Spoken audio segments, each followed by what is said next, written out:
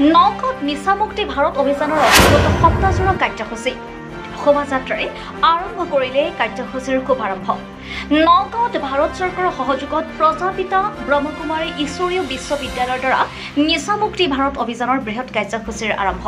শুক্ৰবাৰে নিচামুক্ত ভাৰত গঢ়াৰ উদ্দেশ্যেৰে এক সজাগতামূলক শোভাযাত্ৰা বাহিৰ কৰা হয়। ছাত্ৰ ছাত্ৰী আৰু সাধাৰণ জনতাৰ মাজত নিচাৰ ক্ষতিকাৰক প্ৰভাৱ সম্পৰ্কে সচেতন হ'বৰ বাবে সপ্তাহজোৰাকৈ এই অনুষ্ঠান অনুষ্ঠিত কৰে। নিচামুক্তি ভাৰত অভিযানৰ শোভাযাত্ৰা উদ্বোধন কৰে নগাঁও পৌৰসভাৰ উপসভাপতিয়ে। প্ৰজাপিতা ব্ৰহ্মকুমাৰী ঈশ্বৰীয় বিশ্ববিদ্যালয়ৰ পৰা আৰম্ভ হোৱা এই যাত্ৰাটো নগাঁও চহৰৰ মাজেৰে গৈ পুনৰ ঈশ্বৰীয় বিশ্ববিদ্যালয়ত সমাপ্ত হয়। নগাঁৱৰ পৰা বিভূতি বৰা ৰিপৰ্ট, বটদ্ৰা লাইভ।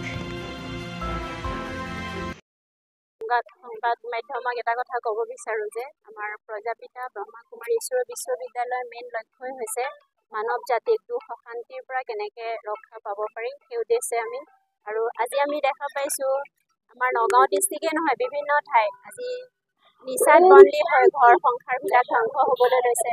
মানুহৰ দুখ অশান্তি দিনক দিনক বাঢ়ি আহিছে।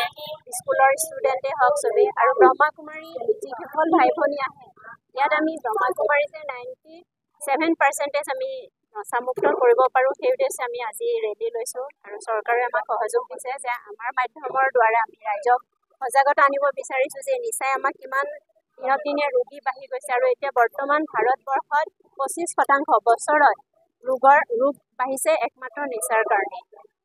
নতুন প্ৰজন্মক আপুনি কি ক'ব?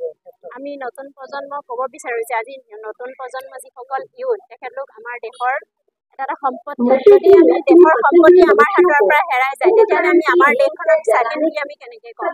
সেইকাৰণে আমি আশা ৰাখিছোঁ যে আমাৰ যদি ইউথসকল বা দেশৰ যিসকল নতুন প্ৰজন্ম তেখেতলোক ভাল হ'লে নিশ্চয় আমি আমাৰ যিবিলাক দুখ দৰ সমস্যা সেইবিলাক নাইকিয়া হৈ যাব।